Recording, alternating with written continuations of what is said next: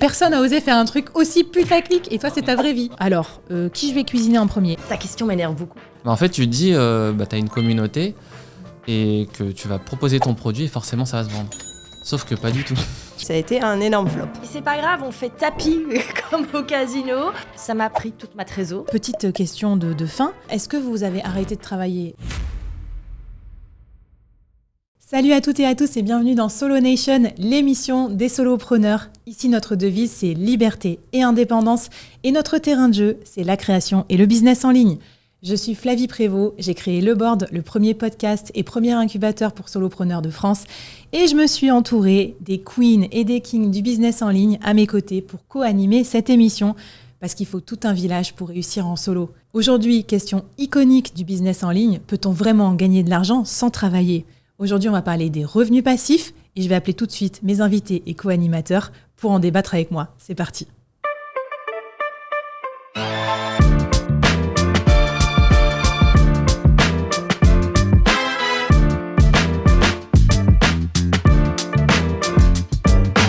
Solo Nation. Alors aujourd'hui, on va parler du plus gros mythe de l'entrepreneuriat peut-être. Peut-on gagner de l'argent sans rien faire ? Et oui, aujourd'hui, on va parler des revenus passifs. Alors, je vais me tourner vers mes co-animateurs, co-animatrices pour cette émission, pour prendre votre réaction à chaud, pour voir ce que vous en pensez. Alors, je vais commencer par toi, Dimbi Rakoto Malala, bienvenue. Donc, comme il n'y a que des femmes sur ce plateau, je commence par toi, t'es le seul mec. T'es le coach Excel des réseaux sociaux. T'as plus de 1,5 million d'abonnés sur tous tes réseaux sociaux. Avec ta formation Excel, t'as réussi à générer l'année dernière plus de 700 000 euros de chiffre d'affaires. Donc moi, j'ai une question pour toi, Dimbi. T'as eu le temps d'aller chiller à la plage, tranquille, les revenus passifs, tout s'est bien passé. Ce chiffre d'affaires, ça s'est fait tout seul, sans trop d'intervention, c'est ça ? Figure-toi que pas du tout. Parce qu'il y a un peu plus d'un an, je crois c'était décembre 2023, il restait que 1000 euros sur mon compte en banque, tu vois. Et c'est seulement après, j'ai trouvé le tunnel d'acquisition qui a sauvé la boîte et qui m'a fait générer 700 000 euros de chiffre d'affaires l'année dernière. Ah ouais, d'accord. Donc Dimbi direct, il met la barre haut, quoi. C'est mission impossible. Je suis passée de 1000 euros à 700 000 euros. Personne va nous croire. Tu sais que dans les hooks de vidéos, personne n'a osé faire un truc aussi putaclic. Et toi, c'est ta vraie vie. Non, mais c'est ça. C'est que j'ai fait un screenshot, il me restait plus rien. Et je me suis dit, bon, là, va falloir y aller. Et puis, je pourrais en parler tout à l'heure du nouveau tunnel que j'avais lancé. Ah bah alors là, je pense que tout le monde va écouter l'émission jusqu'au bout parce qu'on veut tous savoir comment t'es passé de 1000 à 700 000 euros. Trop bien. On a aussi Pauline Claveloux. Salut Pauline. Alors Pauline, t'es plus connue sous ton alias. Pauline SaaS Builder, c'est ton nom de scène. Et donc, comme ton nom de scène l'indique, tu construis des SaaS, donc des logiciels sur abonnement. Et c'est un peu le Graal, ça, des revenus passifs, j'ai l'impression. Donc, c'est quoi ton avis sur les revenus passifs, mythe ou réalité ? C'est un réel mythe. Moi, j'ai jamais autant travaillé que maintenant. Mais je pense qu'effectivement, peut-être qu'après, quand on a atteint un certain plateau, que tu as construit toute ta solution, peut-être que là, tu peux générer du passif. Mais c'est pas encore mon cas. Écoute, on suit tes aventures avec beaucoup de plaisir. Et toi, sur X, je me rappelle ton objectif, tu as marqué 100 000 euros sur 500 000. Donc toi, tu es à 100 000 euros pour le moment de revenus scalable ou passif ou MRR, enfin ARR, c'est ça. Et ton objectif, c'est de faire 500 000. Donc, tu es au début et t'attends de passer ces plateaux. Donc, ça va être trop bien de suivre ton aventure aussi. Et on a aussi sur ce plateau notre représentante de la Belgique, parce que nous sommes une émission spéciale francophonie, Valentine Elsmortel. Salut Valentine. Alors, toi, tu as testé aussi plein de façons de générer des revenus passifs de ton côté. J'ai l'impression que tu as presque tout testé. De mémoire de podcast que j'écoutais où tu intervenais, ton objectif, c'est réaliser 20 cas par mois en organique et en evergreen. Ouais, Objectif minimum, oui. Objectif minimum, ok, super. Donc toi, tu as choisi maintenant le business model du membership, la communauté payante. Alors, donc ça y est, là, on est d'accord, tu te la coules douce, tu fais bosser les autres à ta place, quoi. Ouais, et d'ailleurs, tu sais, je fais tellement rien que j'ai terminé Netflix, donc je m'ennuie. Non, alors en fait, ta question m'énerve beaucoup. Parce que depuis l'avènement de Skool, les gens confondent business model du membership avec communauté payante. On va parler de tout ça, on va un peu redéfinir les termes, parce qu'en fait, moi, c'est pas vraiment une communauté que j'ai. Donc, et encore hier soir, j'étais en train de travailler pour mes membres, pauvres de moi, dans ma chambre d'hôtel, toute seule. Donc non, il y a du taf, mais... Et ouais, c'est parce chouette. qu'en plus, communauté, on a l'impression que tu t'éclates à faire des séminaires, etc. Mais c'est peut-être un job un peu solitaire aussi, mais on va en parler de comment on construit ces business models. Bon, moi, je vais quand même prendre le contre-pied un petit peu de votre intro, là. J'étais en vacances la semaine dernière, j'ai reçu mes fameuses notifications Stripe, plus système IO, et ça fait plaisir. Et tu vois, la dernière, je me rappelle, j'étais en train d'embarquer pour mon avion, et là, bim, notification, 800 € d'achat de l'incubateur solopreneur. Donc, je vais pas vous mentir que c'est quand même toujours le même kiff quand on reçoit cette fameuse notification Stripe. Et aussi, peut-être un autre commentaire, un autre react. On parle beaucoup des revenus passifs issus du travail, les formations en ligne, les gains, etc. Mais peut-être pas trop du capital. Et j'ai l'impression que c'est peut-être un angle mort chez nous, les solopreneurs, business en ligne. Est-ce qu'on place assez bien notre argent? Est-ce qu'on pense aussi à faire des revenus passifs issus de notre épargne et de nos placements? On va en parler dans l'émission. Alors, ce que je vous propose, c'est de revoir un petit peu d'où ça vient, les revenus passifs. Et après, let's go. On va tout décortiquer, tous vos business models et donner plein de tips pour aider nos viewers sur ce sujet. D'ailleurs, dites-nous en commentaire, est-ce que vous avez commencé à générer des revenus passifs ou essayé d'en générer? Comment ça s'est passé? Est-ce que vous avez failé? Est-ce qu'au contraire, ça marche? Racontez-nous tout en commentaire et on va essayer de vous aider aussi en vous apportant pas mal de matière. Alors aujourd'hui, on parle du plus grand fantasme des entrepreneurs, mais pas que. Je pense que c'est le fantasme aussi de tous les travailleurs. En gros, gagner de l'argent en dormant sans lever le petit doigt. Alors j'ai fouillé un petit peu sur Internet pour voir d'où ça venait, parce que le terme passive income, il y a plus de 13 millions de vues sur YouTube. Les recherches Google, elles explosent, surtout depuis 2016. Il y a eu un pic en 2022. Mais l'idée de gagner de l'argent en dormant n'est pas du tout récente, ni nouvelle. Alors, petit plongeon dans l'histoire. Les premiers, évidemment, à profiter des revenus passifs, c'était pas des entrepreneurs digitaux. C'était les seigneurs féodaux et les rentiers. Retour au Moyen-Âge et tout. Alors oui, à l'époque, les gars possédaient des terres pendant qu'ils se la coulaient douce dans leur château.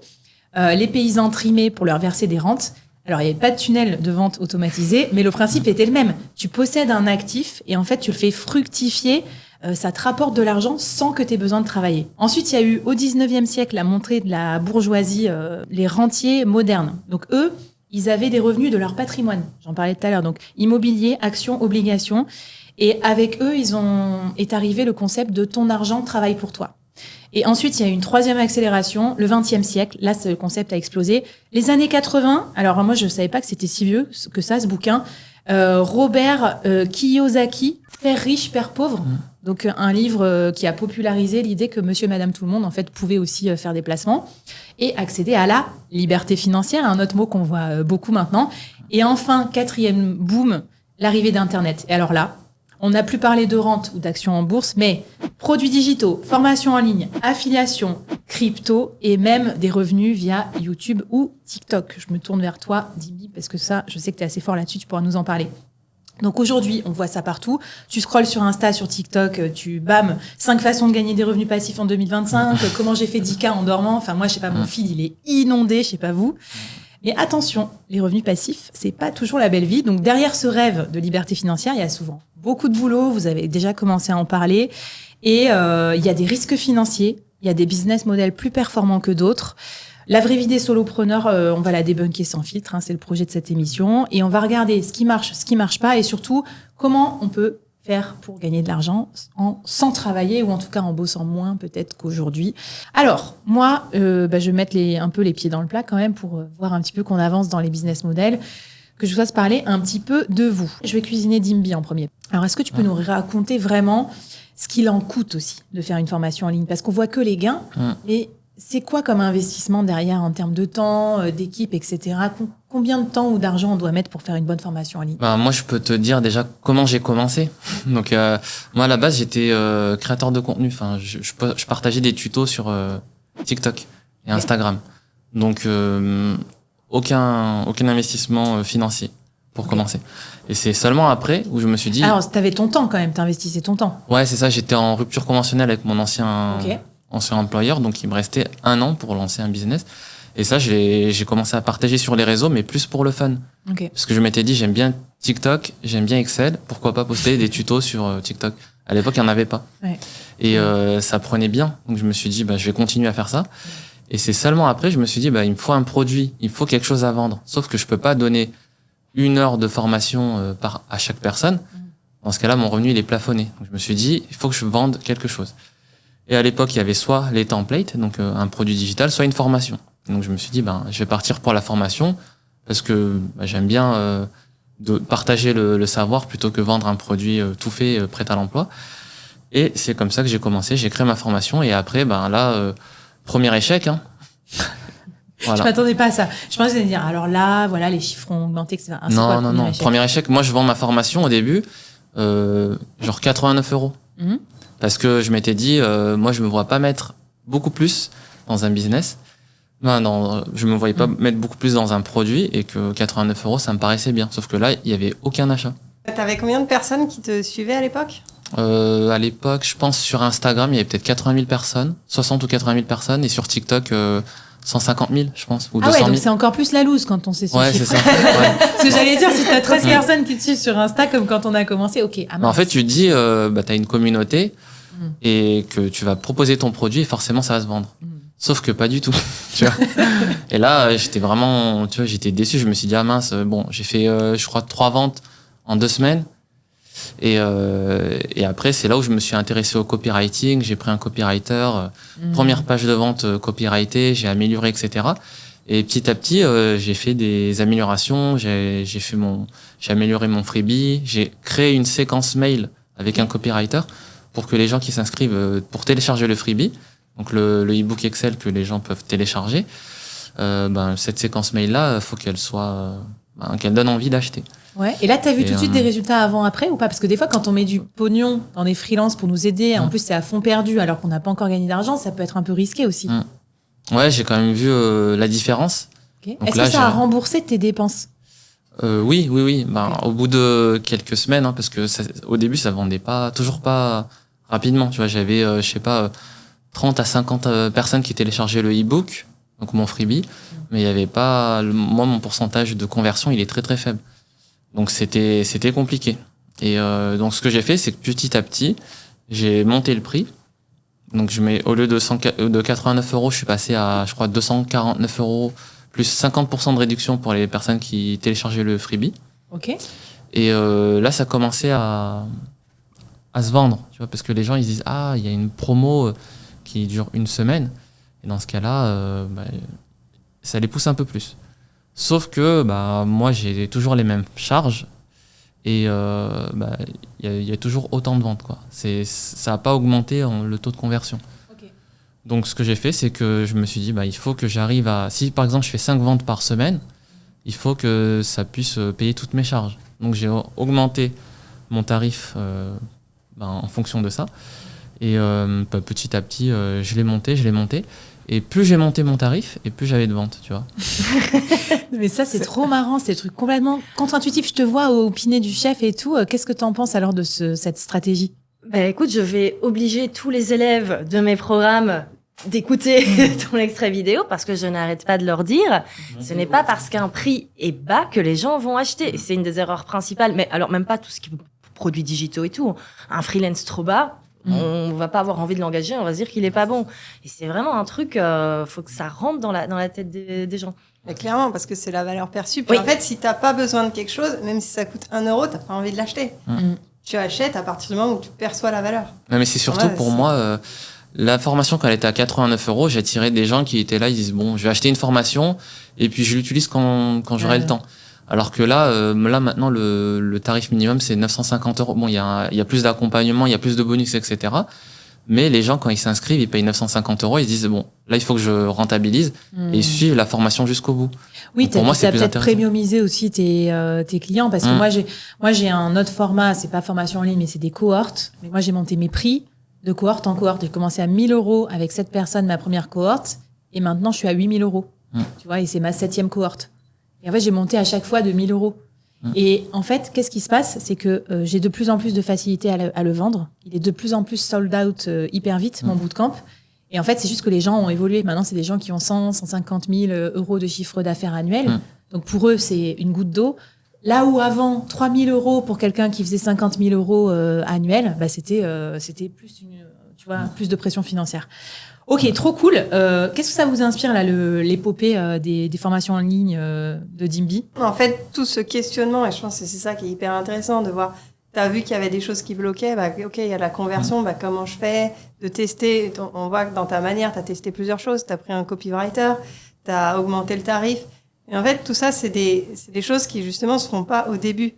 Moi, quand tu démarres, tu es obligé de faire plein d'erreurs, et même parfois, c'est pas des erreurs, c'est juste, il y a quelque chose qui va marcher pour toi, mais ça marchera peut-être pas pour Valentine, parce que chaque business est différent, tu t'adresses à des personnes différentes.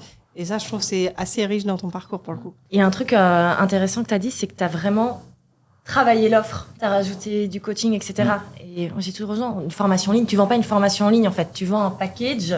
Et il faut vraiment, en fait, créer des choses mettre des bonus, des choses comme ça. Ça paraît un peu bateau parce que tout le monde a l'impression que tout le monde fait ça, mais en fait, c'est ça qui fonctionne au final. Il faut rendre le truc sexy et rendre son offre hyper sexy. Il faut la rendre unique, en fait, surtout. Oui. Parce que faire de la formation Excel, tu vas sur Udemy, tu en trouves plein. Alors que si tu rajoutes des bonus qui sont exclusifs, que on ne les trouve pas dans les autres formations, c'est là où les gens ils peuvent pas comparer ton offre avec l'offre du concurrent. T'as un exemple de bonus qu'on comprenne ce que c'est un bonus, tu vois, par rapport à juste une vidéo de formation? Ouais, il y a la formation, le tronc commun que tout le monde peut avoir, donc avec les 5 heures de formation. Et en bonus, j'ai une autre mini formation sur, par exemple, les tableaux de bord. Comment créer son tableau de bord rapidement et qui soit sympa à utiliser. Excel appliqué à un cas d'usage que tes clients rencontrent. C'est ça. Et après, j'ai d'autres bonus, c'est par exemple des templates Excel. Donc ça, je sais que ça intéresse des gens. Et il y a aussi un pack de macros. Donc il y en a qui, tu sais, les macros, tu copies-colles, tu utilises et ça automatise ton Excel. Voilà. Et trop intéressant. Moi, en plus, là, il y a pas longtemps, je veux pas vous faire peur, mais j'ai écouté un podcast, ou une vidéo YouTube d'un gros accompagnant des infopreneurs. Il disait, voilà, demain, la formation en tant que telle, la connaissance n'a plus de valeur avec l'IA. Parce qu'en gros, elle est accessible. Et d'ailleurs, c'est la remarque qu'on m'avait fait aussi sur nos business. On a dit, ah bon, mais qui va payer des formations Excel alors que tu peux demander à ChatGPT, par exemple? Et donc, ça, c'est un truc qu'on voit arriver très, très fort sur le marché infopreneur. Si vous voulez lancer votre formation en ligne, c'est que c'est pas la formation, c'est pas la connaissance qui a de la valeur, c'est l'expérience que vous allez faire vivre. Donc, est-ce qu'il y a un groupe? Est-ce qu'il y a des templates? Est-ce que tu es accompagné? Est-ce qu'on corrige tes exercices? Est-ce qu'on te met dans l'action? Et ça rejoint vachement ce que tu dis, Valentine, de créer un package, une offre, et pas juste se dire j'ai de la connaissance sur Excel, donc je la délivre, les gens vont l'acheter. Non, ils peuvent la trouver ailleurs. Donc voilà. Avec l'IA, je pense que ça va s'accélérer aussi ça. Du coup, tu nous parlais pas mal de affiner et tout ça, Pauline, le taux de conversion, etc. Alors ça, c'est un truc qui, je pense, est très propre aussi à ton business model. Toi, tu as choisi de construire des SaaS, des logiciels. Sur le papier, ça a l'air trop simple, trop bien. Quelle bonne idée. Je transforme mon jus de cerveau en un logiciel et les gens vont payer tous les mois. Génial. Et après, je pars en vacances, c'est ça. Mais en vrai, c'est assez complexe, le business du SaaS. Est-ce que tu peux nous dire à quoi faut penser c'est quoi un peu les codes pour réussir dans le business du SaaS building? Ouais. Peut-être faut aussi contextualiser un peu ce que c'est qu'un SaaS, parce que c'est pas forcément OK, je pense, dans la tête de tout le monde. Un SaaS, ça va être un service en ligne qu'on va payer, souvent sous forme d'abonnement. Donc, typiquement, Netflix en est un. Je paye et j'ai accès en échange de films et de séries. Et donc, moi, j'ai commencé les SaaS, je pense, il y a 3 ans. Et au début, mon tout premier SaaS, c'était justement, je voulais générer du passif avec la crypto, en l'occurrence. J'avais créé un petit bot crypto qui, au lieu de passer des heures à regarder mon écran chaque jour sur chaque crypto, là, j'avais automatisé ma stratégie et ça tradait pour moi. Le rêve, sauf qu'en réalité, c'était loin d'être passif parce que il y avait plein de bugs sur l'euro, etc. Donc, quand ça te fait perdre des sous, quand ça t'en fait gagner, c'est bien. Quand il y a un bug qui t'en fait perdre, c'est moins drôle. Ah, t'étais direct skin in the game, quoi. Ouais, direct. Ouais, ok. Ouais. Au début, j'avais mis pas beaucoup d'argent et ça, c'était cool. Mais en fait, la stratégie, tant mieux pour moi, mais avait bien marché, donc ça gagnait. Après, j'ai voulu le transformer en SaaS, en fait, parce que je me suis dit, moi, ça me fait gagner des sous. Maintenant, l'idée, ce serait de le revendre. Sauf qu'en France, t'as des régulations, donc t'as pas le droit de faire ça. T'as pas le droit de trader pour les gens. En tout cas, faut être régulé par l'AMF. Et ça, faut se lancer dans des certifs, c'est long. Donc, on s'est dit, on va, parce que j'étais avec une associée, on va vendre les alertes, les notifications. Là, tu peux acheter, là, tu peux vendre. Et ça a été un énorme flop. Voilà. On a vendu 0 alerte. On a eu un bêta-testeur. Okay. Et donc, donc, en fait, ça amène, je pense, à la première difficulté. Le SaaS, oui, c'est bien de créer le SaaS. Mais encore faut-il trouver des clients. Ouais, et toi, pareil, à l'ère de l'IA et compagnie, finalement, le no-code et tout ça, ça va de plus en plus vite de construire le logiciel. Mais par contre, trouver les clients, trouver les users, c'est toujours aussi difficile qu'avant. Clairement, moi, ce que je dis, aujourd'hui, créer un SaaS, c'est super facile avec l'IA. Par contre, la distribution derrière, comment est-ce que je le revends ? C'est là, comment est-ce qu'on se distingue du concurrent ? Qu'est-ce qui fait que les gens vont payer aussi pour ton SaaS et pas celui du voisin ? Et ça, c'est la distribution qui va tout changer. Tu vas nous raconter après comment tu as fait tes premiers 100 000 euros avec des SaaS. Je me tourne vers toi, Valentine, parce que toi, tu as eu une expérience de SaaS qui ça n'a pas marché. Tu as eu la fausse bonne idée, quoi, en quelque sorte, dans ton parcours d'entrepreneur. Oui. Donc, en fait, j'avais un membership. J'avais créé Prêt-à-Poster, qui était le premier membership avec des templates de publication pour les entrepreneurs. Donc, tous les mois, les gens recevaient leurs templates pour poster sur Instagram, etc., avec des textes à trous. Et moi, ce qui me dérangeait, c'est que les membres devaient un petit peu faire du copier-coller à gauche, à droite et tout. Et je voulais qu'elles aient une super belle plateforme, même qu'elles aient pensé à réfléchir à quels étaient les bons posts en fonction des objectifs et tout ça et tout ça. Donc, sur papier, c'est génial. Bon, il y a eu plein de choses qui ont fait que ça n'a pas fonctionné. Ça m'a pris toute ma trésor, et alors qu'on le sait que la trésor, c'est quand même très très important quand on est à son compte. Mais j'étais tellement confiante en mon projet que j'ai dit c'est pas grave, on fait tapis comme au casino. Ça va fonctionner. Tu vois, moi j'étais convaincue que quelqu'un allait me racheter ça des millions au bout d'un an. Tu vois, c'était mais clairement ça. En plus, j'étais dans une période où tout fonctionnait super bien, donc j'étais là, mais d'office ça va être un succès. Alors déjà, ce qui m'a refroidi, c'est que ça prend énormément de temps. Alors certes, maintenant, on a le no-code, mais quand même, ça prend du temps. Plus de temps, je trouve, que mettre à jour un cours en ligne, par exemple. Et alors, ce qui est très intéressant, je trouve que les gens ont une valeur perçue du SaaS qui est moindre que tout ce qui est formation et cours en ligne. C'est-à-dire que moi, quand c'était mon truc un petit peu bricolé, où les gens, dans mon petit espace membre, recevaient leur template, c'était totalement OK de payer entre 40 et 100 euros par mois. Mais par contre, comme les gens ont l'habitude des outils, comme par exemple Canva, qui est génial, mais on le paye 10 euros par mois maximum, ou même on a le freemium, ben, en fait, les nouvelles personnes que j'attirais, elles comprenaient pas pourquoi elles devaient payer 49 euros par mois pour utiliser cette plateforme, alors qu'en fait, il y avait plus de fonctionnalités qu'avant. Mais la valeur perçue était moins, et les gens étaient là, non, ça, je payerais 9 euros par mois, mais pas plus. Parce qu'en fait, les gens ne voyaient plus que l'outil et ils ne voyaient plus les templates à l'intérieur. Ça, c'est trop intéressant. Et c'est pour ça que c'est bien de nous écouter à ce moment-là, au moment où vous allez choisir le business model. Ouais. Parce que tu vas nous en parler de la price sensitivity, c'est-à-dire qu'est-ce qu'on est prêt à payer pour un SaaS. Je pense qu'il y a des montants maximum qui sont pas très élevés. C'est pour ça qu'il y a besoin de beaucoup d'utilisateurs sur les SaaS. Là où, par exemple, je vous parlais de 6 000, 7 000, 8 000 euros un bootcamp, c'est tout à fait dans les règles du marché, ou 10 000 euros un mastermind, ou peut-être 1 000 euros une formation en ligne. Donc, en fait, il y a des pricing aussi auxquels les clients sont habitués. Et du coup, ça compte, ça, quand tu fais ton prévisionnel, parce que sinon, tu peux tomber de haut. Et toi, au final, tu as perdu de l'argent sur cette histoire ? Ah oui. Mais j'ai perdu de l'argent, j'ai perdu ma santé mentale, j'ai perdu tout. Ah oui, non, ça a été un gros échec. Bon, après, ça fait 10 ans que je suis à mon compte. Okay. Donc, c'est normal d'avoir eu des échecs sur 10 ans. C'est juste que si j'avais su, je l'aurais pas fait. Tu sais, j'étais vraiment très fière, en plus de dire que vraiment, je mettais toute ma trésor dedans. Je me croyais comme le mec dans Jurassic Park, là, qui est là. J'ai dépensé son compte, mais moi, j'étais pas dans un film, quoi. Ouais. Donc voilà. Non, franchement, ça n'a pas été évident. Mais après, j'ai appris. Et j'ai appris au final à maintenant savoir qu'est-ce qui fonctionne pour moi. Et c'est quand même pas mal aussi. Donc voilà. Tu vas nous en parler après. Donc, attention à pas mettre toute votre trésor. Attention à pas mettre tout votre temps, notamment dans la création de contenu sans contrepartie. Ça, c'est ce qu'on a vu avec toi, Dimby. Sur le modèle SaaS, il faut faire gaffe à quoi, Pauline ? Comment on fait pour gagner de l'argent déjà ? Et c'est quoi un peu tes recommandations pour ceux qui veulent se lancer en mode indie hacker comme toi, créer des SaaS ? Alors, je pense peut-être aussi dans l'imaginaire, on s'imagine qu'on va les revendre des millions aussi. Ça marche ça ou pas ? On peut revendre un SaaS plusieurs millions ? Je pense que c'est assez simple de voir la valorisation d'un SaaS puisqu'il y a une sorte de formule mathématique qui est en fait tu vas prendre ton revenu annuel, donc tous tes abonnements, combien ils te rapportent chaque année, et en fait tu vas avoir un multiple de ça. Et le multiple va varier entre 3 et 10, disons, suivant ta croissance. Si tu as une croissance de fou, chaque mois tu fais 30%, bah là tu vas peut-être aller plus vers le x10. Donc il y a tout plein de choses qui interviennent. C'est pas mal, donc tu sais combien tu pourrais le revendre. Et toi, ton SaaS aujourd'hui, c'est quoi ? Moi j'ai un SaaS principal, ça s'appelle IA Créa. Et peut-être pour revenir avant d'en parler à ça, en fait comment est-ce qu'on fait ? Moi j'en ai fait plein avant. Et je pense que l'idée, comme tu disais, Valentine, t'y croyais et tout. Moi, j'y croyais à fond à la crypto. J'y croyais à fond et pourtant, j'avais 0 client, quoi, alors que ça me rapportait, j'avais les profs sociaux, etc. Et en fait, je pense que le piège est là de mettre toute son énergie dans un SaaS parce qu'aujourd'hui, alors en tout cas, quand t'es tech, c'est facile à faire. Et du coup, mon conseil, c'est de tester. On parlait en introduction de Marc Lou. Marc Lou, il en a fait plein des SaaS avant. Il y en a un qu'on pourrait citer, le king des SaaS, je pense, c'est Peter Levelsio sur X. Lui, il en a fait 70 avant d'arriver à aujourd'hui sa fortune énorme. Où il a $300,000 par mois. Et en plus, c'est très ingrat parce qu'au final, c'est un qui va prendre tous les gains presque.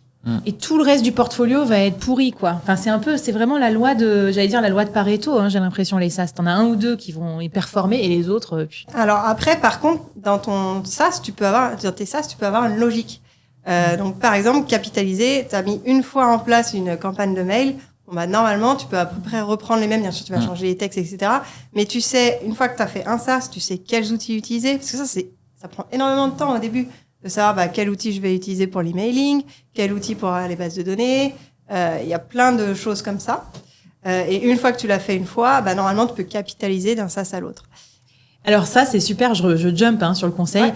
Par exemple, ne pas faire chez vous 3 business models différents à la suite. Par exemple, tiens, j'ai créé un SaaS, si je crée une formation et après je vais créer un membership. Moi, c'est un peu ce que j'ai fait. Donc évidemment, je me permets parce que du coup, tu capitalises sur rien. Alors que toi, si tu crées un SaaS et que tu en crées 70 derrière, à chaque fois, tu seras meilleur, ça te prendra moins de temps de créer et moins de temps pour trouver tes clients. Moi, je voulais rebondir sur ce truc-là, c'est que j'avais vu, il y avait un entrepreneur assez connu, il disait, tant que t'as pas fait 1 million de CA sur l'année, vaut mieux que tu restes sur la même niche et que tu essaies d'améliorer ce que t'as. Plutôt que de sauter un canal, 1 million, c'est ça. Alors, moi, je suis quand même un peu contre. Sur ça, parce que moi, je suis diversifiée depuis le début et on en parlera tout à l'heure, mais moi, ça m'a sauvé les miches aussi d'être diversifiée à plein de moments. Quand tu lances un produit et qu'il marche pas, t'es bien content d'avoir tes sponsors derrière. Mon média, ils m'aident pas à trouver que des sponsors, ils m'aident aussi à trouver des clients pour mes produits, etc. Donc, en gros, et surtout dans la façon dont je gère mon temps, moi, je mets jamais 100% de mon temps sur un truc, je trouve ça trop risqué. Je suis un peu comme un portfolio manager, tu vois, en finance, où je me dis, je vais mettre un peu de mon temps sur mon média, un peu sur mon produit, un peu sur un autre truc plaisir. Et à la fin, comme ça, je prends moins de risques. Et oui, dans l'idée, quand même, c'est bien d'avoir un produit phare, quoi. Peut-être 1 million, c'est trop, mais... Ouais, quand je serai à 500 000, on verra. Oui, c'est ce que j'allais dire. Parce que souvent, on a le million en tête, mais en fait, il y a des marchés et des produits qui feront jamais 1 million par an. Oui. En fait, il y a ça aussi qu'il faut remettre un petit peu dans le contexte pour les gens qui nous regardent. Toutes les formations en ligne ne vont pas faire... puis est-ce que tu as envie de les faire? Parce que typiquement, moi, je relisais Company of One et je pense pas que je vais me fixer un jour l'objectif de faire 1 million. Parce que moi, je vais être solo, toute seule, tranquille, faire mon petit surf, m'occuper de mes enfants et tout. Et donc là, cette année, je me suis fixé 500 000 € scalable solo. Et je trouve ça bien, quoi. Si je l'ai fait, déjà, on verra dans quel état je serai à la fin d'année, tu vois. On verra ma tête sur les émissions. Et c'est OK. Et parce qu'après, je trouve que tu dois apprendre des équipes et tout. C'est un autre débat. On aura d'autres émissions sur ce sujet. Mais voilà. C'est important de connaître, en fait, le minimum dont on a besoin. Justement, on parlait tout à l'heure dans la présentation du minimum. Mais en fait, moi, j'ai toujours, OK, c'est quoi la vie que t'aimerais bien avoir? Je te dis pas, va tous les jours dans des hôtels de luxe. Mais en gros, c'est quoi pour que tu sois bien? Calcule quel est le chiffre d'affaires mensuel que tu veux faire avec ça et regarde quelle offre tu peux créer. Et puis, c'est bon. Il ne faut pas tout de suite se dire, je vais lancer une formation pour faire 300 000, 500 000. Ouais. C'est pas aussi simple. Mais quand même, on aimerait bien qu'il y ait une millionnaire autour de cette table en revendant son SaaS. Donc toi, Pauline, t'en es où sur ça? Et ton SaaS, il te rapporte comment? Du revenu régulier ou alors tu vises de le revendre? C'est quoi un peu ta stratégie? Ouais, c'est ça. Alors moi, je vise pas particulièrement de le revendre. Okay. En tout cas, là, c'est pas dans les mœurs. Moi, ce que j'essaye de faire, c'est de créer vraiment, de fidéliser mes clients. Donc, j'ai commencé. Donc, mon SaaS principal, c'est IA Créa. Ça cible les agents immobiliers et ça leur permet en fait de pouvoir redécorer un appartement en un clic. La promesse. Donc, on arrive dans un appartement. Il y a 80% de la population qui n'arrive pas à se projeter dans un bien s'il est vide ou s'il est moche. C'est 8 personnes sur 10, c'est énorme. Et donc, moi, je réponds à ce besoin en un clic. Donc, j'ai commencé par cette promesse. Et là, donc, j'ai eu un certain nombre d'abonnés. Et après, je me suis dit, OK, maintenant, j'ai capitalisé, j'ai des clients en immobilier. Comment est-ce que je fais maintenant pour augmenter les revenus? Une façon, entre guillemets, simple, c'est de faire de l'upsell en créant d'autres services. Donc là, maintenant, je me suis lancée sur la vidéo pour l'immobilier. À partir de photos, on peut créer des annonces vidéo. Parce que tous les agents immobiliers, ils ont des photos. Trop bien. Et des vidéos, c'est long à faire. Enfin, un caméraman, ça coûte un bras. Faut un peu s'y connaître en prise de vue, etc. Donc là, ils n'ont pas à faire ça. Ils mettent juste leurs photos et ça leur crée la vidéo. Et donc, ça, forcément, c'est des options en plus. Et donc, j'ai les mêmes clients, mais je peux vendre plus cher. Et après, l'idée, c'est toujours de grossir et d'avoir de plus en plus de clients. Ouais, donc tu es dans une conquête de niche, quoi. Tu restes dans ce truc-là et quand même dans les logiciels pour capitaliser sur augmenter tes revenus. Alors, il y a des gens qui nous écoutent en se disant, est-ce que ça vaut le coup de lancer un SaaS? Et donc, combien on gagne? C'est quoi la moula derrière? Derrière tout ce travail que tu fais pour créer un SaaS, parce que trouver des clients dans l'immobilier, machin, ça a l'air assez compliqué quand même. Donc, tu gagnes combien avec ton SaaS, Pauline? Alors, j'ai documenté toute la progression sur X en toute transparence parce que je trouve ça intéressant justement d'éviter de se comparer à tous ceux qui gagnent des millions et qui communiquent là-dessus. C'est super, mais au début, quand on commence, on a 0. Donc, vaut mieux se comparer avec des gens un peu comme soi. Et là, le dernier chiffre sur lequel on a communiqué en décembre, on était à 140 000 euros de récurrent. Et après, là, si on fait le calcul, on se dit, Pauline, ok, elle gagne 11 000 euros par mois, à peu près. Sauf qu'en réalité, c'est pas ça. quand on était, à un moment, j'ai fait vraiment le décompte sur 10 000. Qu'est-ce que je touche net dans ma poche? Quand tu retires les charges, donc les impôts aussi, vraiment, tu enlèves net, tu partages aussi avec les associés, parce que maintenant on est 3. Finalement, dans ma poche, il restait 1 000 euros. Donc, pas de quoi vivre à Paris, a priori. Okay. Donc déjà, c'est fou parce qu'on se dit, ok, le SaaS, je vais gagner, je vais le revendre des millions. Je vais gagner, c'est de l'argent dans ma poche automatique. Et on voit déjà que tu gagnes que 10% de ton chiffre d'affaires au final dans ta poche. Donc, ça me semble des niveaux de marge beaucoup plus faibles que ce que moi j'aurais pensé. Tu vois, je me disais, le logiciel, c'est le roi de la marge, quoi. Donc, pas du tout. Donc, merci déjà de nous aider à ça. Dimby, je me tourne vers toi parce que tu nous as alléché avec tes 700 000 euros. Mais pareil, c'est pas 700 000 euros dans ta poche. Combien ça te coûte de faire tourner cette machine? Ouais, en fait, pour le 700 000 euros, j'ai à peu près 40 000 euros de charge par mois. Tu vois, donc sur l'année, ça fait, si on arrondit, ça fait 500 000 euros de charge. Dedans, je comprends tout, hein. Ouais. Les bureaux, le comptable, s'il y a des achats à faire, tu vois, même les salaires, tu vois, les salaires. J'ai 2 CDI plus moi. Ok. Et après, ça fait 500 000 euros sur l'année, donc il y a 200 000 euros de marge. Après, t'enlèves ça et t'as l'IS à payer. Donc je sais pas, ça fait 40-50 000 euros. Okay. Donc en bénéfice, il reste 150 000 euros. Alors ça, c'est intéressant parce qu'il y a plein de choses que je vois. Bon, t'as augmenté au fur et à mesure, j'imagine. T'as pas claqué d'un coup, t'es pas passé de 0 à 40 000. Mais après, quand même, ça met une certaine pression. Comment tu la vis, cette pression de devoir faire des ventes? Enfin, du coup, d'ailleurs, c'est peut-être là que ton funnel magique entre en compte. Est-ce que tu as un funnel qui te permet d'être détendu ou tu sais que ça rentre en automatique ou c'est toi qui dois chaque mois aller faire rentrer ses clients, on va dire un par un, mais... Ouais, c'est un peu la deuxième option. C'est que en organique, les gens qui voient mes contenus, ils achètent pas directement parce que eux, ils sont là pour les tutos. Et ils sont pas forcément au courant qu'il y a une formation payante. Ça, c'est fou, ça, dans ton modèle. C'est trop dingo, quoi. En fait, ton audience n'est pas tes acheteurs. Il y en a qui finissent par acheter, mais c'est parce qu'ils voient les pubs. Et c'est là, en fait, les pubs... Je crois que là, on est à 400-500 euros par jour, tu vois, de pub. Après, il y a toute l'équipe derrière pour appeler chaque élève qui réserve un appel, etc. Et je crois que le tunnel, c'est le tunnel closing, tu vois. Donc, les gens, ils voient la pub, ils réservent leur appel, on les appelle et après, ils s'inscrivent. Okay. Et donc, tout ça, la pub plus l'équipe, il y en a pour 20 000 euros, tu vois. Ok, bon c'est bien, ça. On met les pieds dans le plat un peu sur ce que tu vas faire en investissement. Alors, toi, Valentine, t'as testé plein de trucs. T'as testé aussi des trucs comme ça. T'es allée dans des tunnels et tout ça. Ah, mais moi, tout en evergreen, je déteste faire des lancements et j'ai pas l'énergie pour. Je deviens vieille. Donc, donc voilà. Non, par contre, il y a trop moyen aussi de vendre des formations en ligne. Et ça, les gens souvent pensent que c'est plus possible. Mais en fait, on peut vendre ces formations en ligne en full automatique. Okay. C'est moi et mon cas. Alors, comment tu fais? C'est très simple. J'ai mon produit, tunnel de vente, c'est une masterclass evergreen. Oui, ça continue de toujours très bien fonctionner, même si tous les gourous du web disent que ça ne fonctionne pas. Et en fait, moi, je renvoie, tout est en organique, et donc je renvoie toute mon audience. En fait, le moindre post Instagram renvoie vers le tunnel de vente. Okay. Je ne crée pas un contenu qui ne renvoie pas vers mon tunnel de vente. Je ne crée pas de contenu. Et donc voilà. Et c'est ça, oui, très bien. Et alors, du coup, forcément, je ne fais pas les mêmes chiffres. Mais après... Parce que c'est organique. Organique, ça veut dire que tu mets pas de pub. Exactement. Donc, pas de budget pub. Je bosse seule, donc pas d'équipe. Et donc, forcément, j'ai des marges qui sont beaucoup plus grandes. Voilà. Donc, quand moi, je fais 150K sur l'année, forcément, il y a un petit peu plus de marge au final. Okay. Donc, voilà. Donc, on peut faire aussi le truc beaucoup plus simple, sans appel de... Ouais, voilà, c'est bien. Là, tu nous rattrapes tous ceux qui étaient dégoûtés, quoi, qui se disent, putain, j'ai pas 40 000 euros à mettre par mois, j'ai pas encore le niveau. C'est vrai que c'est beaucoup de techniques en fait, tout ça. Tu me disais pour faire tourner ton business, t'as plein d'automatisation et tout. On peut commencer aussi par un truc plus simple. Bah moi j'ai commencé comme elle, tout en organique, mais après tu te dis comment est-ce que tu fais pour faire plus de chiffre d'affaires et du coup tu cherches d'autres moyens d'attirer du monde. Et la publicité pour moi c'était la solution quoi. Et c'est là que c'est intéressant de se demander quel type de business on a envie de construire. Est-ce qu'au final on a envie de rester solo tout seul, mais du coup c'est ok, on sait qu'on a, on va dire un plafond de verre parce que j'aime pas ça, mais que voilà, au bout d'un moment, on va pas scaler jusqu'au million comme il faut faire absolument. Ou est-ce qu'on est ok de se dire, je commence à prendre une équipe avec des salariés, etc., etc. Et il faut tester, tu vois. Moi, à un moment, j'ai eu des bureaux avec une stagiaire et j'ai détesté ça. C'est pas pour moi. Et c'est très bien aussi de s'en rendre compte. Il faut de tout dans la Solo Exactement, Nation. Il y en a qui exactement. s'associent, il y en a qui ont des bureaux, il y en a Exactement. qui bossent en pyjama depuis chez eux, solo, tranquille. Tu peux t'associer et bosser en pyjama. Ah ouais, exactement, c'est compatible.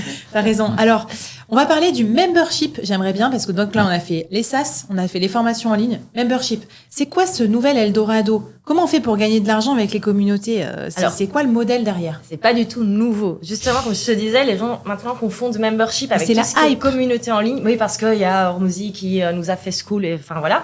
À la base, le membership, je vous disais tout à l'heure, qu'est-ce que c'est? C'est de l'abonnement. Donc, c'est-à-dire, c'est un produit, une offre, un service où les gens vont payer tous les mois pour pouvoir continuer à l'utiliser.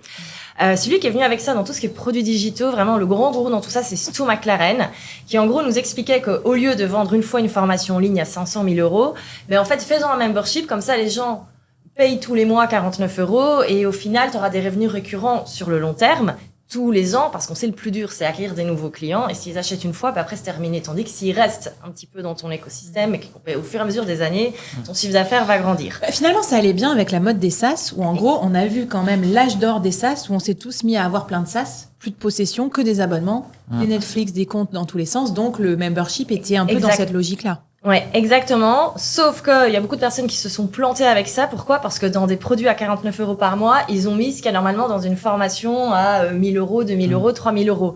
On revient à la valeur perçue. Du coup, les gens s'abonnaient pour 49 euros par mois. Ils n'allaient pas voir à l'intérieur. Au bout d'un moment, on se désabonne parce qu'on l'utilise pas. C'est pour ça que moi, j'ai toujours dit, dans les produits digitaux, le seul type de membership auquel je crois, c'est tout ce qui est template. Tout ce qui est bibliothèque de photos aussi, de vidéos. Parce que ça, les gens ont besoin tous les mois. Là, il y a une nouvelle trend, et c'est le truc vers lequel j'ai voulu commencer à aller ces derniers mois. C'est en fait d'un petit peu tout regrouper, mais on le met pas dans un membership à 49 euros par mois. On va plutôt aller sur des memberships un petit peu plus premium. Ouais. Pourquoi? Pour avoir cette idée de garder ses clients en fait sur le long terme et pas juste dire ils achètent une formation une fois, ou alors à la limite il faut après acheter d'autres formations. On se retrouve avec un écosystème de plusieurs produits qui peut être compliqué à gérer, surtout quand on veut rester solo.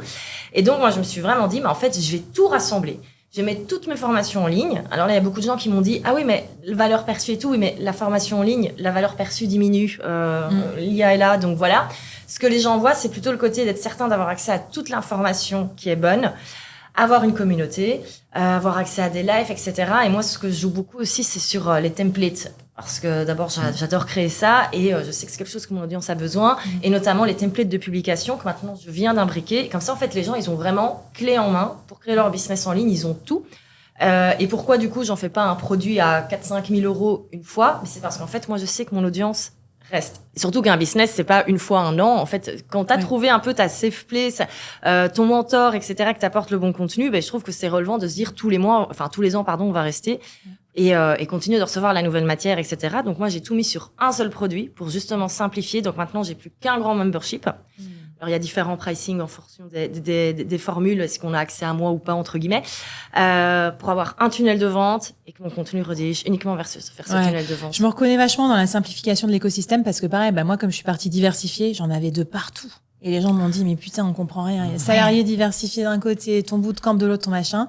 Et c'est comme ça que moi aussi, j'ai pris le modèle, je pense qu'il y a un membership annuel, l'incubateur solopreneur. Donc, t'as tout dedans. Tu payes à l'année. Et après, voilà. Et du coup, on se rejoint finalement, toutes les trois avec le principe du churn, qui est un peu l'ennemi des SaaS, mais aussi l'ennemi des memberships, c'est-à-dire le taux d'attrition, le fait que les gens s'en aillent. Et moi, j'ai trouvé ça très intéressant de me lancer dans le membership parce que j'avais pas du tout ce réflexe-là, quoi, de la politique anti-churn. Comment tu fais rester les gens?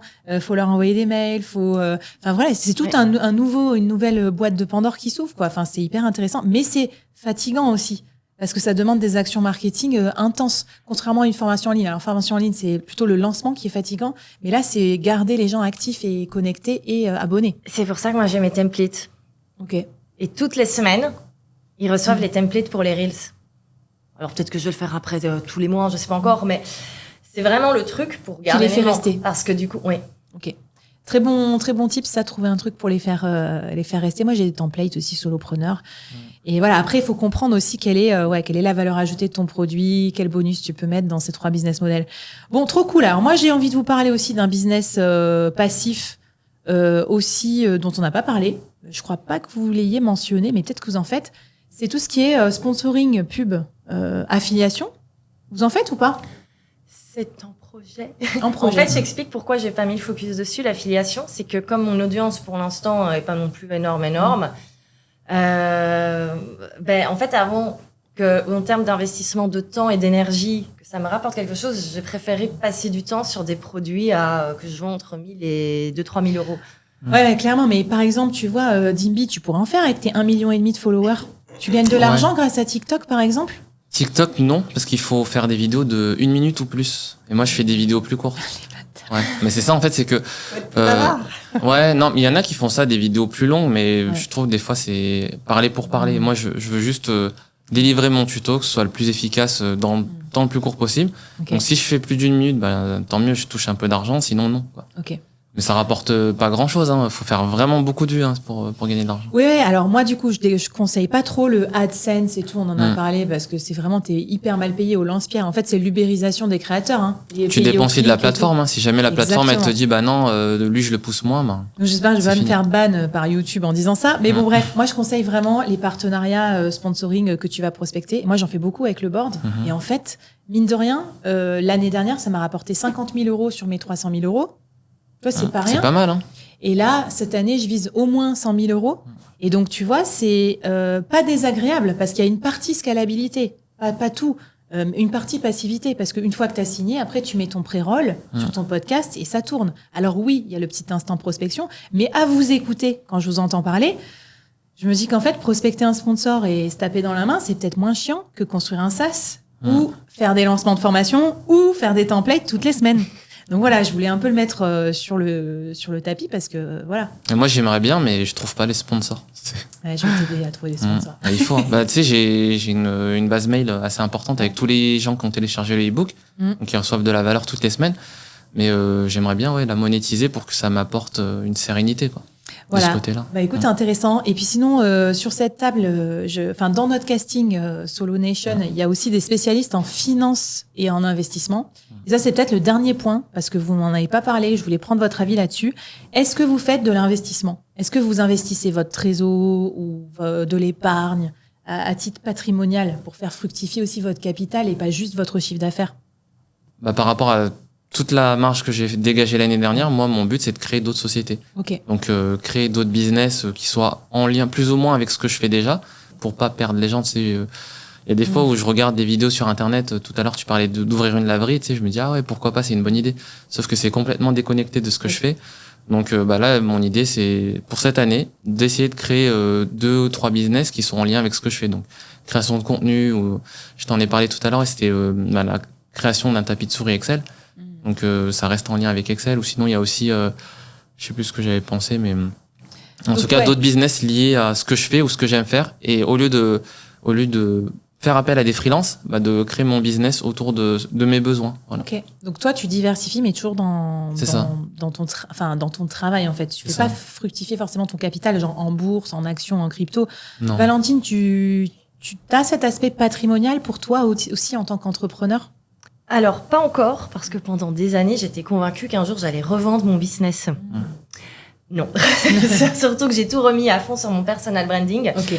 Donc là, l'objectif l'an dernier, ça a été plutôt d'augmenter la marge, de faire en sorte d'avoir le moins de charges possible, augmenter le CA pour en fait avoir un business qui peut cracher du fric. Ouais. Et par contre, après, c'est le réinvestir. Moi, ce que j'ai trop envie de faire, c'est de l'immobilier. Ok. J'ai trop du mal à me projeter sur d'autres business, comme par exemple les laveries. Ouais. Je comprends l'intérêt financier, mais ça m'emballe pas du tout. Par contre, acheter des appartes pas très beaux, les repimper, passer des heures sur Pinterest à réfléchir à ce qu'on va faire et après les mettre en location, ouais. Et après, moi, c'est vrai qu'on est dans la famille, on est beaucoup dans la brique, dans l'investissement, donc c'est un peu plus aussi. Et ça me fait du bien de penser de réinvestir dans un truc qui est en pierre. Après avoir tout en ligne, j'ai besoin de... Intéressant. Si tu veux des idées pour rénover. Oui. Et toi, du coup, Pauline, tu as continué les investissements crypto. Tu t'investis après à titre perso aussi pour développer ton capital? À titre perso, déjà, j'ai commencé par acheter mon appartement pour plus louer, en fait. Donc là, maintenant, je rembourse mon prêt. Après, oui, j'ai toujours des cryptos. J'y passe plus du tout de temps maintenant. Pour le coup, ça dort. Il y a le bot qui est là. Pardon ? Il y a le bot qui est là. En fait, non, alors j'ai dû l'arrêter parce qu'il fonctionnait si le marché était soit stagnant, soit en croissance ou baissait un petit peu, mais pas. Il y a eu une énorme chute et en fait là j'ai tout arrêté et après en fait c'était aussi beaucoup de soucis au niveau comptable. Alors j'avais dû créer mon propre logiciel pour la compta parce que l'expert comptable était incapable de gérer toutes les transactions, pas parce qu'il était mauvais. Et parce que en fait, j'avais j'avais des millions de transactions chaque année. C'était vraiment du micro trading que je faisais. Donc voilà, ça j'ai un peu arrêté. Après, plutôt des actions et après sinon, j'aimerais bien plus tard investir dans des SaaS. Parce qu'en fait, voilà, c'est peut-être une conclusion. C'est pas pour vous décourager, mais je pense qu'on n'en parle pas assez. Là, on se décarcasse et tout pour faire 100 000, 150 000, des fois avec des trucs qui nous épuisent. Parce qu'en fait, au final, on bosse quand même pas mal sur ces différents revenus, donc c'est pas vraiment 100% passif. J'avais demandé à ChatGPT de me dire un peu combien de temps il faut pour faire 1 million avec son épargne. Et donc ça, c'est une réflexion que je vous invite à avoir aussi. Enfin, tu vois, c'est de te dire si j'épargne tant par mois sur des supports actions, je sais pas, des ETF avec des actions, etc. Combien ça va me rapporter en capital? Et donc là, il m'avait dit 28 ans pour faire 1 million. Et ce 1 million, il te générera 70 000 euros de revenus par an. Donc 5 800 euros de revenus par mois. Donc, 28 ans, ça paraît énorme. Mais je sais pas si tu fais un peu de placement, si tu places un peu plus, peut-être à côté en parallèle tu travailles. Mais je trouve que c'était pas mal d'ouvrir sur ça, aussi de se dire voilà, une partie revenu passif de mon travail et une partie revenu passif peut-être aussi de mon épargne. Petite question de fin. Est-ce que vous avez arrêté de travailler? Vous travaillez combien de temps pour générer ces revenus qui sont censés être passifs? Je sais pas, moi je dirais peut-être 50, 60 heures par semaine. Ok. Ouais, parce que moi j'avais réussi à quand même à déléguer pas mal mon business, à automatiser. Mais le truc c'est que, comme je disais tout à l'heure, j'essaie de lancer d'autres business. Ok. Parce que le temps que tu l'as récupéré, tu l'as direct réinvesti. Ouais, c'est ça, parce que après, moi je me fais chier. Hein. Non mais c'est vrai. C'est après la passivité, mais pourquoi faire? Qu'est-ce qu'on va faire de nos vies après si on a des revenus passifs? Non mais c'est que moi j'aime bien ce que je fais et du coup j'ai envie de lancer des entreprises sur des sujets qui me passionnent. Et du coup c'est ce que je voulais ajouter aussi, c'est que si tu travailles sur un sujet qui te passionne, t'auras plus l'impression de bosser. Alors que moi quand j'étais cadre, j'étais consultant avant, je travaillais peut-être 40-45 heures par semaine. Mais j'ai détesté ça. Et là, je travaille beaucoup plus, mais j'avais pas l'impression de bosser parce que c'est ce que j'aime. Donc, tu vois. Trop bien. Il y a un équilibre à trouver entre vouloir l'argent à tout prix et ce qu'on aime faire. Et toi, Valentine, niveau intensité de travail, niveau passivité, les revenus, qu'est-ce que tu en penses? Alors, moi, ça dépend des périodes.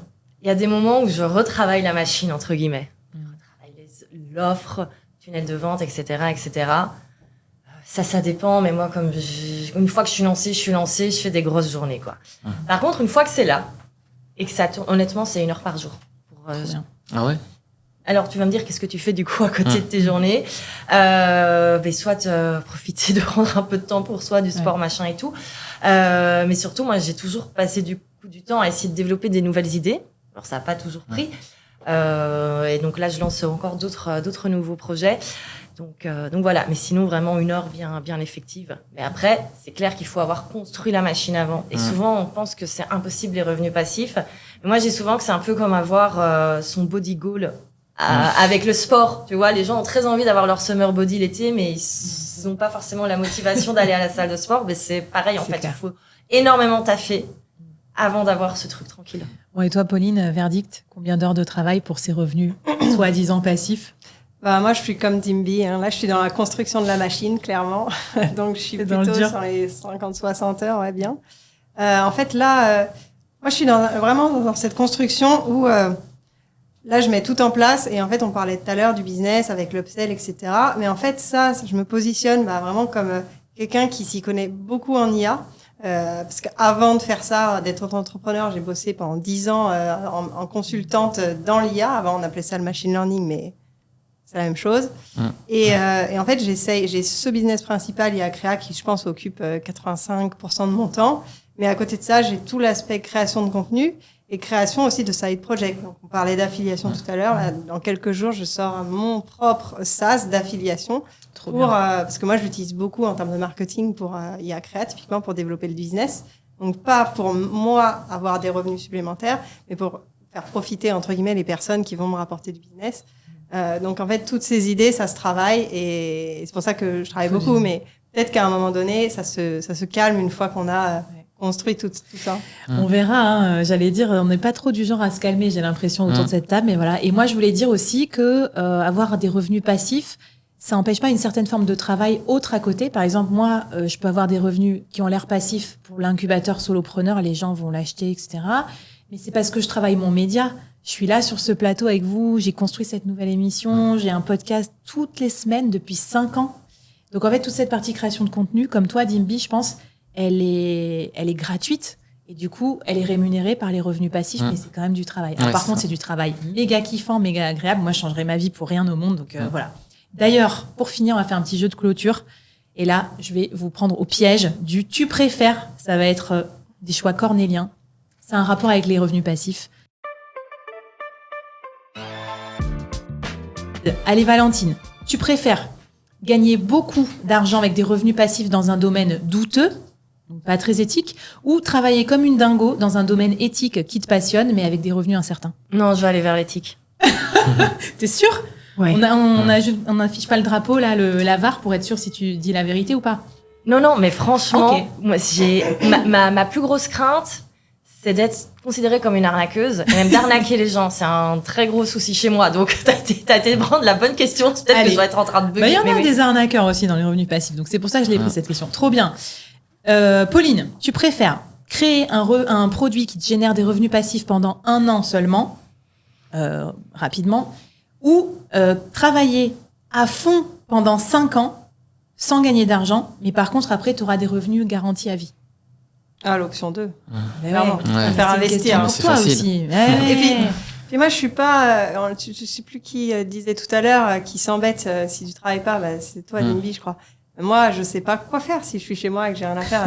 Netflix, ça me saoule. Je vais jamais regarder un film. T'es une buildeuse, t'as envie de construire des trucs. Alors, Dimby, pour toi, tu préfères mettre tout ton argent dans des actions à haut rendement, mais sans aucun contrôle sur le marché, hein, des actions, des cryptos et tout, ou alors investir dans ton business à 100% sous ton contrôle, mais devoir t'impliquer chaque jour dans le fait de faire tourner ton business? Non, moi, je préfère l'option 2. Hein.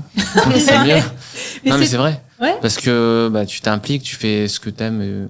Le haut rendement, il est garanti ou pas? C'est ça, on ne sait pas. Ouais, on ne Des sait fois, pas. ça peut chuter. On ne sait pas, exactement. Alors que le business, au moins, t'es dedans. S'il y a une mauvaise décision, s'il y a un mauvais résultat, c'est parce que t'as pris des mauvaises décisions. Ouais. Et moi, je préfère avoir la responsabilité d'échouer que de dépendre de quelqu'un d'autre, quoi. Petit point philosophique, là, j'ai l'impression quand même qu'en gros, dans les revenus passifs, il y a vraiment ce kiff intellectuel de construire une machine, etc., et de kiffer voir les résultats, peut-être plus que les euros sur son compte en banque, en fait. Ou alors, on est trop des bisounours et nous, on kiffe trop le process et on ne kiffe pas assez la J'avais lu un mec qui avait fait plusieurs millions après avoir revendu son SaaS. Et après, il s'ennuie. Il était limite en dépression parce qu'il savait plus quoi faire, tu vois. Ah, mais oui, c'est le fondateur de Loom. Ah, c'est possible. Je vous mettrai les liens en référence de l'épisode et c'est trop marrant. Et c'est aussi finalement la bonne clôture, je trouve, de cette partie débat, c'est les revenus passifs. À quoi bon? Parce que quand on s'éclate dans son travail, qu'on est solopreneur, créateur, etc. Voilà. Moi, je pense que c'est bon pour la régularité, la sécurité, la sérénité de savoir qu'est-ce qu'on va voir demain par rapport au freelancing où tu sais pas si ton client va pas t'arrêter, etc. Par contre, on kiffe travailler sur ça et c'était trop bien d'avoir vos avis là-dessus. Alors, ce que je voulais vous dire aussi, c'est qu'avec mes invités et mes co-animateurs, co-animatrices, on vous a préparé une fiche récap en PDF avec les 100 conseils pour vous aider à générer vos premiers 100 000 € de revenus passifs. Comme ça, on va tout résumer, tout malaxer, tous les business models, tous les conseils qu'il faut pour lancer vos premiers revenus passifs. Donc, n'hésitez pas à aller flasher ce code ou à aller sur le lien en description. Sinon, si vous écoutez un podcast, c'est sur leboard.fr/solonation. Allez, on va terminer cette émission avec nos 2 rubriques qui vont vous aider aussi si vous nous écoutez. La première, c'est qui veut du CA? Allez, pour la première idée, qui veut gagner du CA? Je me tourne vers toi, Valentine. Qu'est-ce que tu nous proposes? Eh ben, on parlait de SaaS. Il y a un gros manquement sur le marché européen. C'est tout ce qui est outil de facturation pour les gens qui vendent des produits digitaux. On s'est tous arraché les cheveux. Il y a Thrivecare, c'est très bien, Caderno. Mais à chaque fois, il y a un petit manquement. Okay. Et on n'a pas toujours des factures qui sont tip-top par rapport à ce qui devrait être fait. Ça s'adapte pas toujours à la TVA européenne. Il y a pas mal de complications. Celui qui crée ça, mais il a tous les infopreneurs francophones comme clients du jour au lendemain. Donc, allez-y. Bah écoute, merci beaucoup pour le tips. Racontez-nous en commentaire si vous lancez des business comme ça. On vous suivra avec plaisir. Pauline, qu'est-ce que tu créerais, toi, comme business en ligne si tu devais en lancer un nouveau, là? En général, quand j'ai l'idée et que j'y crois, j'y vais. Dépêchez-vous à le faire direct après le recording, là. Non, en fait, moi, ce serait plutôt un conseil peut-être plus général, mais vraiment de créer une communauté autour d'une niche donnée. Donc moi, là, je suis sur l'immobilier et sur les entrepreneurs, parce que j'ai 2 audiences dans ces canaux-là, et je pense que je vais continuer, en fait, pour aller là-dedans. Donc, créez votre communauté, ce sera jamais perdu, et après, faites, amusez-vous, il y a toujours plein de produits pour s'adresser à une communauté. C'est trop bien, c'est la stratégie audience first, product later. Moi, c'est ce que j'ai fait avec le board. J'ai pas gagné d'argent pendant 2 ans parce que je faisais du freelancing à côté, et 2 ans plus tard, j'ai pu faire des produits dérivés. Trop bien. Dimby, qu'est-ce que t'as pour nous faire gagner du CA? Moi, je dirais la vente de templates. Tu vois, parce que au final, les templates Google Sheets, les startups, elles utilisent beaucoup ça, et les gens, ils ont la flemme de les développer. Donc, l'idée, c'est de faire un template qui soit joli, après faire de la création de contenu sur TikTok, Instagram et tout, les vidéos deviennent un peu virales et les gens, ils achètent, et puis voilà. Trop bien. Et après, bon, je sais pas combien. T'avais demandé combien le revenu. Combien ça se vend un template comme ça à peu près? Un template comme ça, je pense que ça se vend entre 5 et 20 euros. Okay. Donc après, faut en vendre pas mal, mais une vidéo, moi j'en ai vu pas mal, des vidéos de template Google Sheets qui font entre 100 000 et 1 million de vues. Donc si tu convertis ces viewers en acheteurs, ça peut aller très vite. Surtout que 5 euros, c'est pas grand chose pour un template. Et surtout avec bientôt TikTok Shop. Parce que c'est dispo aux US, mais pas encore en France. Donc là, attention, ceux qui vont vendre des petits produits digitaux comme ça sur TikTok, je pense que là, il y a une grosse mine d'or. Bon, écoute, moi, avec mon tour de table de tout à l'heure, je pense que je vais proposer, ça existe déjà, mais j'en vois pas du tout assez, conseiller en patrimoine pour les solopreneurs, infopreneurs, business en ligne. Parce que, en fait, quelqu'un qui est capable de te conseiller sur ton optimisation pro et perso, les deux. Parce que sinon, il faut prendre 2 personnes différentes, ton expert comptable et un autre, c'est trop chiant. Et en fait, on peut faire trop d'erreurs entre l'argent qu'on gagne, si on se le verse en salaire, en dividende, en machin, pour pas bien optimiser notre patrimoine. Ce serait quand même con de faire des super formations en ligne, des super masterminds et compagnie, et d'avoir à la fin un truc pas optimisé. Bon, racontez-nous si vous lancez un biz. On veut des royalties. Non, je rigole. C'est gratos, mais en tout cas, ça nous fera trop plaisir. Et peut-être que vous faites déjà ces métiers, donc signalez-vous, il y aura peut-être des acheteurs autour de cette table. Allez, pour terminer, on a la rubrique SAV des solos. Donc, à chaque émission, vous pouvez nous poser des questions sur vos problématiques. Donc, par exemple, vous avez un problème dans votre business en ligne, création de contenu, etc. Vous tapez SAV dans les commentaires sur YouTube et vous nous racontez votre problème et on vous tire au sort pour participer à la prochaine émission. Alors aujourd'hui, j'ai une question à la fois très simple et très compliquée. Donc la question de Juliette. Quel est le meilleur projet, donc le meilleur business model pour avoir des revenus passifs rapidement en termes d'investissement par rapport à son chiffre d'affaires? C'est-à-dire en gros, quel est le meilleur projet qui demande le moins de ratio investissement versus chiffre d'affaires? Qu'est-ce que vous en pensez? Pour moi, c'est tout ce qui est formation en ligne. Mais par contre, attention à pas faire l'erreur, à passer 6 mois dans sa grotte à créer le produit parfait. Donc, en fait, c'est lancer une bêta test et limite faire ses coachings en direct sur Zoom et voilà quoi. Je suis tout à fait d'accord et je dirais micro-formation. J'avais regardé les stats des meilleures formations en ligne sur Udemy, des trucs comme ça. C'est vraiment des trucs hyper niches. C'était genre créer son potager de balcon. Ah oui. Tu vois? Et c'est bien, en fait, c'est pratique. Donc, un truc méga pratique ou genre aménager son van pour pouvoir travailler autour du monde. Donc voilà, les gens, ils cherchent des projets de formation en ligne trop gros. Bon, plus un sur la formation en ligne ou vous avez d'autres idées de business pour faire des revenus passifs? Pour faire des revenus passifs, il faut utiliser Zapier, Make, s'intéresser à l'automatisation, parce que c'est comme ça que tu pourras mettre en place une idée. Parce que avec ces 2 outils-là que j'ai cités, tu peux créer tes propres solutions sans forcément coder comme un malade, quoi. Donc, ça coûte pas cher, ça. Ouais, on parlait de rapport, de ratio, temps investissement. Moi, j'allais dire l'apport d'affaires. Franchement, c'est con, mais en fait, ça demande quasiment 0 investissement en pognon, quasiment 0 en temps. Bien sûr, si t'es dans le bon domaine. Moi, à un moment, j'avais un collectif Web3 et donc je plaçais des développeurs en mission. Développeur full-time, blockchain, à 600 balles par jour pendant 1 an chez un client, tu prends 10%, t'es royal au bar. Donc, je vous mets au défi d'arriver à gagner aussi facilement de l'argent en créant une formation en ligne. Ouais, mais là, faut le réseau. Ouais. Le réseau, par la contre, communauté. Et puis surtout, je pense qu'il faut la bonne niche. Un truc genre bien tech ou je sais pas trop. Peut-être tu pourrais faire ça, toi, Pauline. Voilà. Après, je vais un peu dans l'affiliation, là. Est-ce que tu avais un conseil, justement, sur, pour toi, c'est quoi le meilleur rapport temps-argent pour gagner vite des revenus passifs? Moi, je pense que la formule magique, elle n'existe pas déjà. Mais après, si t'es plus du genre à ne pas vouloir, pour le coup, t'aimes bien vraiment la passivité, tu veux pas y mettre du tien, alors tu mets un peu de côté chaque mois, par exemple dans la crypto, où mais ça, c'est du risque. Donc c'est pour ça, c'est de l'argent dont t'as pas besoin, tu le places. Et après, sinon, si tu veux donner de ton temps, maintenant, oui, soit t'as un côté un peu tech, et là, même avec l'IA, tu fais ça facilement. Tu peux t'associer avec quelqu'un qui est marketing, par exemple, aussi, si tu n'as pas du tout envie de faire cette partie. Et puis tu testes, tu crées quelque chose.